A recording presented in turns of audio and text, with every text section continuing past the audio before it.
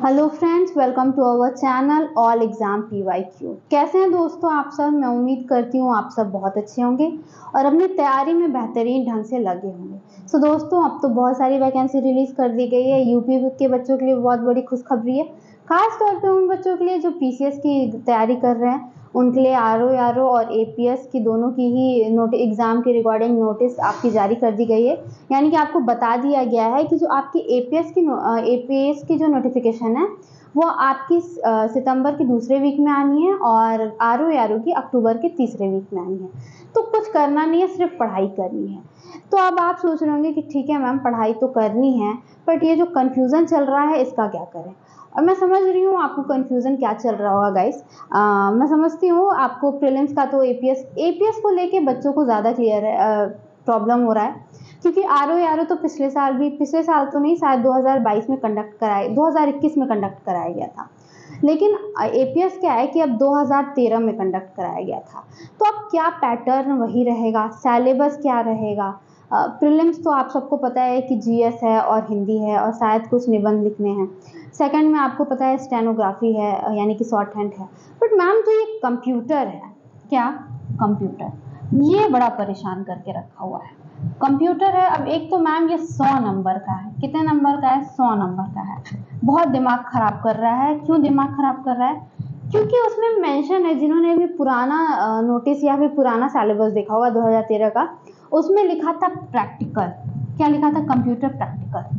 यानी कि, और आपको पता है एक टॉपिक वाइज दिया हुआ था सिलेबस कैसा था? बिल्कुल टॉपिक वाइज था और सबके लिए कुछ ना कुछ मार्क्स दिए हुए थे, यानी कि टॉपिक वाइज मार्क्स उसमें मेंशन थे। लिखा था प्रैक्टिकल। अब आप देख रहे होंगे कि कुछ यूट्यूबर्स आपको दिखा रहे होंगे कि कंप्यूटर का प्रीवियस ईयर पेपर, या फिर कुछ बता रहे होंगे कि आपको रिटन आना है, कुछ क्या बता रहे होंगे कि मैम प्रैक्टिकल नहीं है, रिटन है। तो सबसे बड़ा जो मुद्दा है वो यही निकल के आ रहा है कि मैम ये जो कंप्यूटर है ये है क्या एक्चुअल में, प्रैक्टिकल है या रिटन है। अगर रिटन है तब तो ठीक है, आप पढ़ा दोगे, हम पढ़ लेंगे। प्रैक्टिकल है तो फिर आप कैसे कराओगे? और अगर सच में क्या है आप बताओ तो हम पहले से ही लगे। तो दोस्तों, आज उसी के बारे में हम चर्चा करने वाले हैं। गाइस देखिए, आपका जो कंप्यूटर है वो हम कह सकते हैं कि प्रैक्टिकल और रिटन दोनों है। अब कैसे है मैं बताती हूँ आपको। गाइस जैसे क्या होगा ना, आपका रहेगा तो रिटन ही। जैसे आपको एक मतलब एक पेपर दे दिया जाएगा। उस पेपर में क्या है कि आपको क्वेश्चन दे दिए जाएंगे। क्या दे दिए जाएंगे? यहाँ पे आपको एक क्वेश्चन नंबर 1 करके दे दिया जाएगा। यहाँ पे आपसे कुछ क्वेश्चन लिख दिया जाएगा कि कंप्यूटर क्या है। ऐसा तो नहीं रहेगा कंप्यूटर क्या है, बट आपसे इस तरह के पूछे जाएंगे कि अगर आप अपने डेस्कटॉप पे माइक्रोसॉफ्ट ऑफिस खोलना चाहते हैं, माइक्रोसॉफ्ट वर्ड खोलना चाहते हैं, या माइक्रोसॉफ्ट एक्सेल खोलना चाहते हैं, तो उसके लिए कितने स्टेप्स लगेंगे, क्या लगेंगे, कितने स्टेप लगेंगे। ठीक है, उन सारे स्टेप को लिखिए। ठीक है, तो आप आंसर में क्या करोगे? यहाँ हम आंसर लिखते हैं, आंसर की बात करते हैं। यहाँ आप आंसर में ऐसे लिखोगे, स्टेप 1, ऐसे आपको लिखना होगा। यहीं पे आपको, यहाँ से आपसे क्वेश्चन पूछा जाएगा अगर, तो यहाँ आपको आंसर के लिए स्पेस दे दिया जाएगा। ठीक है गाइस, इस तरीके का। वो बहुत छोटा हो गया था। स्टेप 1 आपको लिखना होगा, फिर स्टेप 2 लिखना होगा, ठीक है, फिर स्टेप 3 लिखना होगा। इस तरीके से रहेगा। तो अगर इसके लिए गाइस सिर्फ और सिर्फ अगर आपने नोट्स पढ़ लिया है या किसी बुक से उठा के अगर आपने कंप्यूटर पढ़ लिया है, तो आप कभी नहीं लिख सकते हो कि आप MS वर्ड कैसे ओपन करोगे एक डेस्कटॉप पे या फिर एक लैपटॉप पे। ठीक है, उसके लिए आपको पूरे अच्छे तरीके से प्रैक्टिकल करके देखना होगा। अगर जिसने भी प्रैक्टिकल किया होगा उसे ही पता होगा कि कैसे MS वर्ड खोला जाता है। या अगर और एग्जांपल से आप समझना चाहो तो हम और बात कर लेते हैं। एक second guys, just a second. और हम देख लेते हैं कि और कैसे आपसे पूछे जा सकते हैं। जैसे कि सपोज करिए ये पेपर दे दिया जाएगा आपको, इस तरीके का आपको पेपर रहेगा और यहाँ पे आपसे क्वेश्चन पूछ दिया जाएगा कि अगर आपको किसी को मेल करना है, सपोज करिए कि आपको किसी को मेल करना है, तो उसके लिए कितने स्टेप्स लगेंगे। ठीक है, आंसर में आपको बताना हो कितने स्टेप लगेंगे और उस स्टेप में आप सबसे पहले क्या करोगे। तो आप स्टेप 1 डालोगे। और गाइज यहाँ पे कंप्यूटर है ना, तो कभी नहीं कहेंगे कि आप अपने फ़ोन से मेल कैसे करोगे। हमेशा आपसे पूछेंगे कि आप लैपटॉप से या कंप्यूटर से कैसे करोगे। ठीक है, तो आपको स्टेप 1 आपको बताना होगा कि आप मेल को खोलोगे, पहले आप कंप्यूटर को ओपन करोगे। सबसे पहला स्टेप आप लिखोगे कि आप कंप्यूटर ओपन करोगे।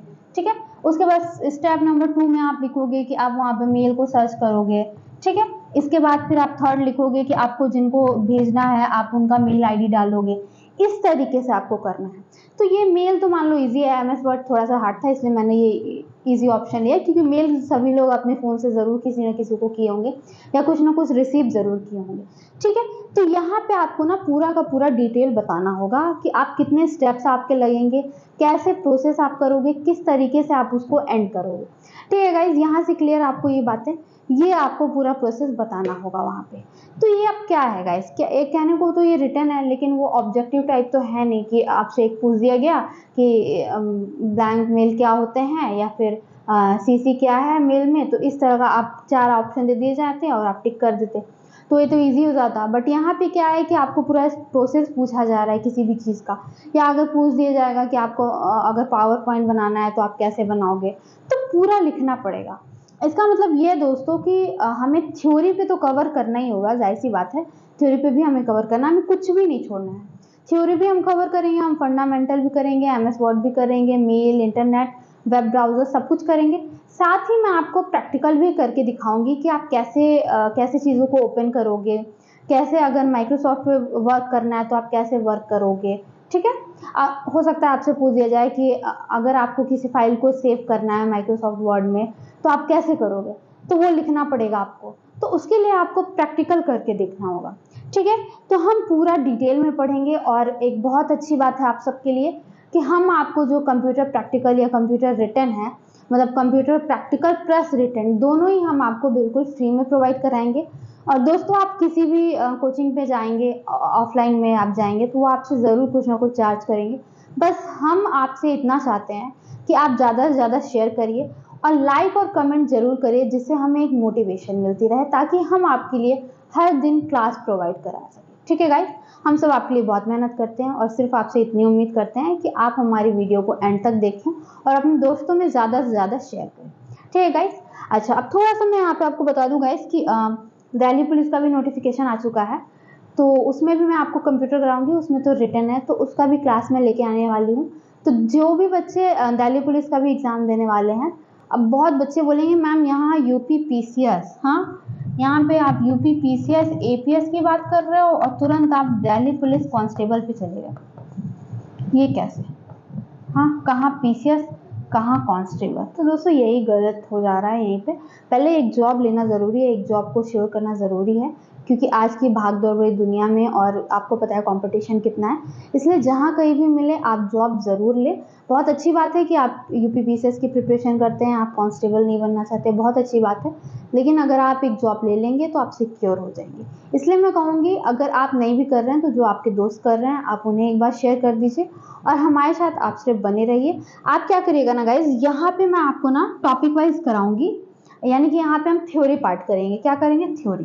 तो आप यहाँ से आकर के ना थ्योरी कर लेना मेरे साथ, ठीक है, और यहाँ पे मैं आपको प्रैक्टिकल करा के दिखाऊंगी कि कैसे प्रैक्टिकल होंगे। साथ ही में मैं क्या करूँगी ना गाइज कि मैं अभी तो नहीं, हम क्या करेंगे कि देखो अभी तो आपका फॉर्म भरे जाएंगे 1 महीने तक, मतलब अक्टूबर के 2nd वीक तक तो फॉर्म ही भरे जाएंगे, तो एग्ज़ाम हम एक्सपेक्ट कर सकते हैं कि दिसंबर में होगा। तो मैं क्या कराऊंगी ना, मैं पूरा नवंबर आपका टेस्ट लूँगी हर सैटरडे और संडे। ठीक है, हर सैटरडे और संडे मैं आपको क्वेश्चंस दूंगी कि आप ऐसे करके दिखाओ स्टेप वाइज, आप मुझे आंसर करके हम आपको एक व्हाट्सएप नंबर या टेलीग्राम ग्रुप में आप अपनी कॉपी को भेज देना। ठीक है, तो वहाँ से मैं चेकिंग करवा के मैं आपको फिर भेज दूंगी कि क्या कमियां हैं और कितने स्टेप्स आप बढ़ा सकते थे या और किस तरीके से आप लिख सकते थे। ठीक है, क्योंकि यहाँ पे थोड़ी सी टेढ़ी खीर कर दी गई है, क्योंकि प्रैक्टिकल और रिटन दोनों ही मिक्स कर दिया गया है। ऐसे कंप्यूटर आज तक कहीं नहीं पूछे गए थे, आपको भी पता है। ठीक है, तो बिल्कुल डरने की बात नहीं है। अभी फिलहाल आप अपने जो फेज़ 1 है आपका, उसका प्रिपरेशन करिए, क्योंकि उसमें अच्छे मार्क्स आएंगे तभी आप फेज़ 1 क्लियर करेंगे, देन फेज़ 2 के लिए आप एलिजिबल हो पाएंगे। ठीक है गाइस, तो चलिए फिर मैं आपसे मिलती हूँ अगली क्लास में। Thank you so much.